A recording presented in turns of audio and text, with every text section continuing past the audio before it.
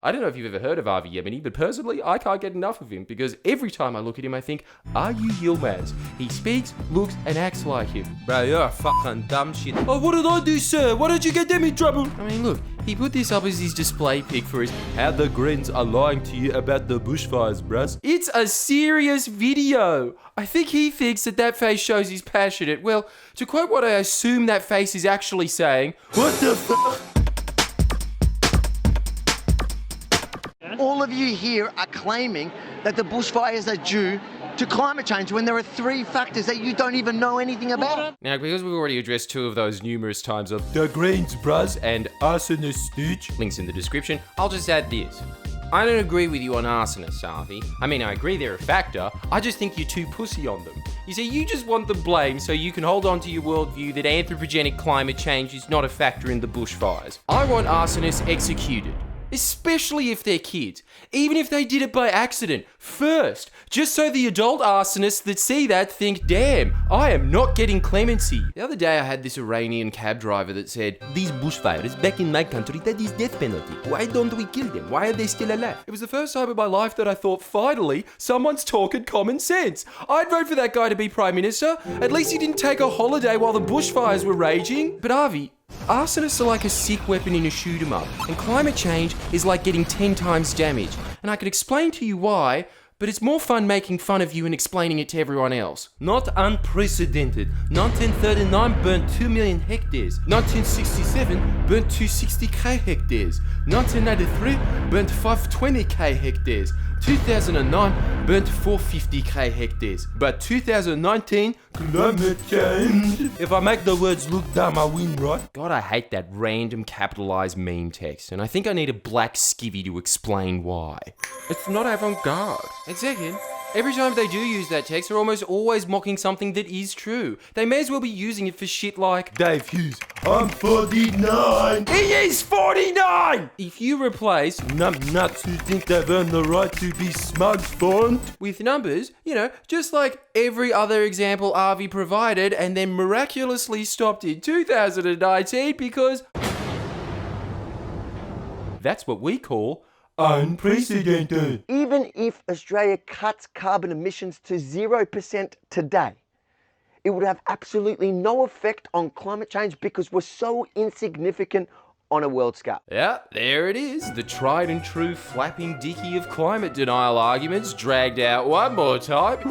What's he gonna do next? The flapping dicky? Has he got the spinning bow tie to go with it? Are you saying that climate change doesn't exist? No, climate change does exist, that's Okay. fine. Get ready, the logical uppercut. The climate's been changing for millions of years, brother. Yeah, Avi Amani sooner than Buddha. I get the appeal of the meme text now. Entertainment machine. Let's go through this. Again.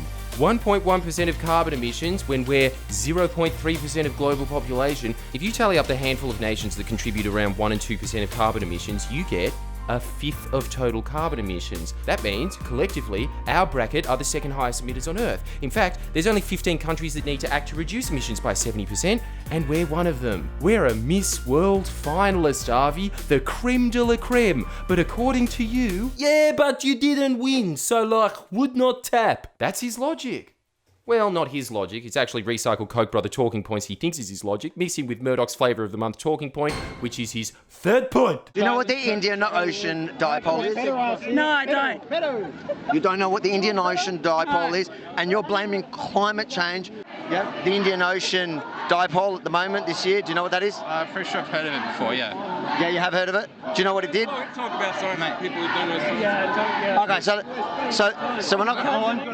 They don't want us to talk about science to people who don't know about science. incredible argument strategy. The same one kids employ in high school who end up in juvie. You don't know what epidermis is? Oh my God, doesn't know what epidermis is. What the Clearly nothing's changed. It's just like those kids in high school. He only knows the word. He's struggling to blurt out even one factoid about it. So the Indian Ocean dipole, which actually the last time it happened was in 2009, before the last catastrophic bushfires in Victoria. Yeah, you got there, Avi! Don't pretend you know shit about the Indian Ocean dipole. I didn't know. It's very telling when you say, It's simple.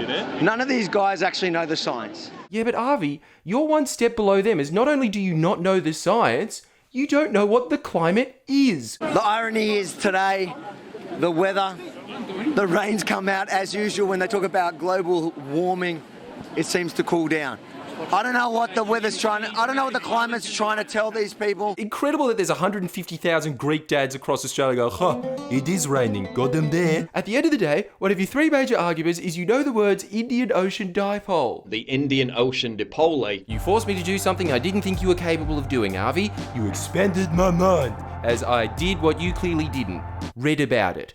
A little. The Journal of Nature Communications and the American Geophysical Union have both conducted extensive studies on the Indian Ocean Dipole and have found that, just like El Nino, the more global temperatures increase, the more frequent and devastating these become. Which is why, as you pointed out, Black Saturday affected this, while these bushfires affected this. So by saying the Indian Ocean Dipole is one of the three major factors contributing to the bushfires, you've inadvertently pointed out that climate change was a factor in the bushfires. Well done, Avi.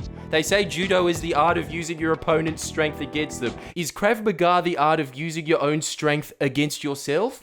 Bro, would I want to be me right now? And what's most astonishing about that is he's done numerous videos on the bushfires. The point where he owned himself is his strongest point. But the cherry on top, Ben and Jerry's claim is... Can we please just focus on the real solutions?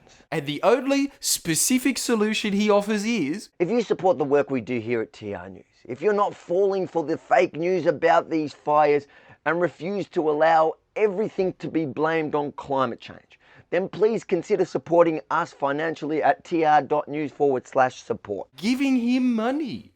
How niche is that man's worldview? Climate change, I'm addressing that as if that would help in the future. Who knows? What I know for sure is that it definitely helped the bushfire victims if I could afford more time to jail. Needless to say, I don't agree with his conclusions. I think you should be giving money to the Animal Rescue Collective, which are feeding native wildlife that would otherwise starve. So far together, we've given over 100 grand in t-shirt sales, direct donations, and stand-up shows. But in the words of Britney Spears, give them more. Like this video if you think Avi Yebedi is Yilmaz. Give money to the ARC. God knows they need it. They're a sort of peak body of a lot of desperately underfunded local animal welfare organisations that have very specialised knowledge about their areas. They know where to build feeding and water stations for the wildlife that survived the bushfires, so dig deep. Make sure you like this video and get donating.